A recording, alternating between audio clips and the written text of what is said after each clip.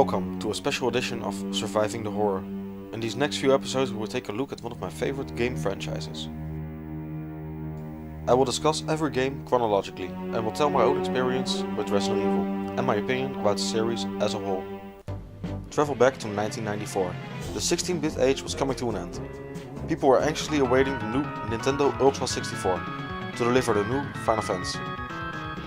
Sega was coming up with a couple of consoles, the 32X. Just stick it in your Genesis. Alright, baby. Can we see that again? And the Sega Saturn. What else can go wrong? Urgent synapse on line 2. It's the sphincter. What is going on up there? Sega. Huh? Shinji Mikami had spent several years working at Nintendo, working on mostly licensed Disney games, such as the classic Aladdin. In early 1994, Shinji Mikami was tasked to pitch in a new project to the executives at Capcom. He had 6 months to deliver a new concept. He chose to target the older gaming audience, considering in this generation there was an up-and-coming market for such games. I wanted to do a really scary game, Mikami remarked in a 1996 interview. Not ghosts or crap like that, but real monsters that you could see and that would come and attack. The horror genre had been around for a while, but never really got to the part where you could literally be scared to move on. A lot of influences were used, everything from George Romero's Living Dead movies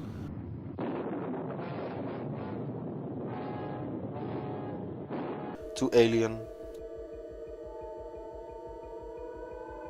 and Jaws were named as influences. You knew there was a shark out there. You knew it was dangerous. As well as an old Capcom RPG called Sweet Home. A game that might have played like a typical RPG, but had the perfect setting and premise for this up-and-coming title. More on Sweet Home in my Surviving the Horror 101 video. A French game called Alone in the Dark was also a big influence. It was from this classic that he was able to find the right template for the gameplay. This new project would come for a little known newcomer to the console market, the Sony PlayStation. This was a bold move, considering not only was this a completely new console, with no brand awareness whatsoever, the game was also a new genre. The team creating Biohazard, or Resident Evil if you prefer, was eventually over 40 people, which at that time was quite big. This studio would eventually become Capcom Production Studio 4.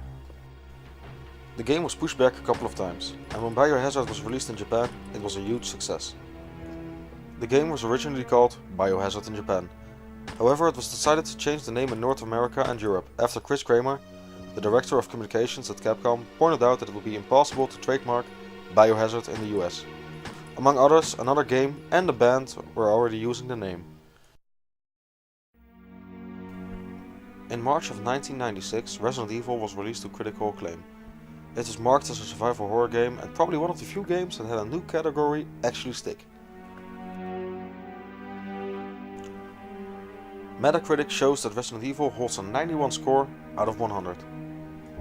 The original PlayStation version of Resident Evil featured several considerable changes between its original Japanese release and its English language counterparts. The North American and European versions of the intro were heavily cut from the one featured in the Japanese release.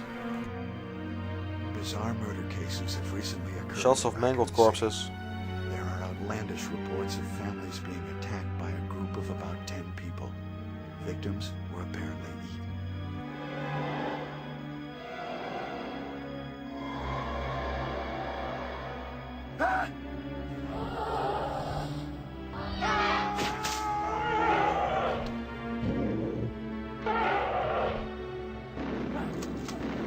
A Cerberus zombie dog being shot.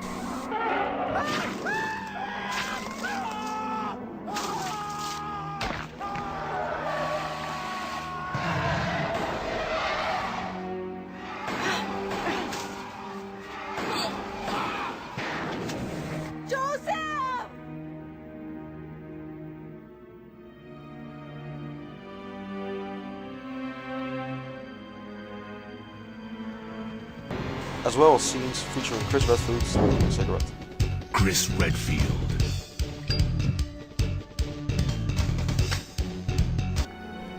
In the game itself, the auto-aiming function was disabled, and the number of ink ribbons found by the player were reduced. Capcom also planned to eliminate the 4th dimensional item boxes for the North American version, meaning that any item the player stored in one item box could not be retrieved in another. However, they were restored for the released version of the game in North America and Europe. The Japanese release of Resident Evil, Biohazard, had Japanese vocals recorded, but left unused, which means if you buy Biohazard, you will receive English voice acting, with Japanese subtitles and text. This was a little history lesson on Resident Evil. My next episode I will take a trip back to 1997, when I purchased my PlayStation and Resident Evil as my first game for the console. If you like this video and want to see my future episodes from the Resident Evil Retrospective, please click the subscribe button. And if you want to check out my other videos, there are more on my channel. Thank you for watching. Please like, subscribe and comment. We also have a Facebook page that you can like to stay up to date on upcoming videos. What is it? Watch out! It's a monster! Let me take care of this.